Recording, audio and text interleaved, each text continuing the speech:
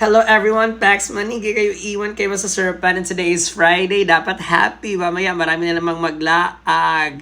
Yeah, so careful guys, magiinuman. Pag-uwi, masakit ang lalamunan. Diyos ko Lord, uso ngayon yung mga ubo, sipon, makate ang throat. So let's talk about it.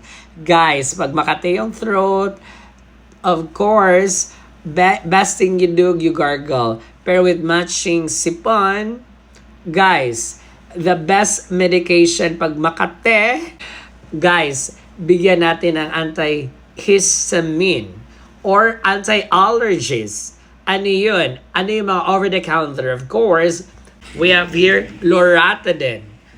Brand name Alerta. Alert, maging alert. Kasi kung hindi ka alert, Diyos ko Lord, hindi mo na huli na wala na pala siya. Diyos ko Lord. Guys, in taking this kind of medication, dapat may laman ng tiyan. And of course, with water. Baka dehydrated. Again, guys, always remember, it's okay to take medication.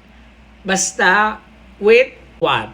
With prevention. And of course, consult your nearest doctor for best medication.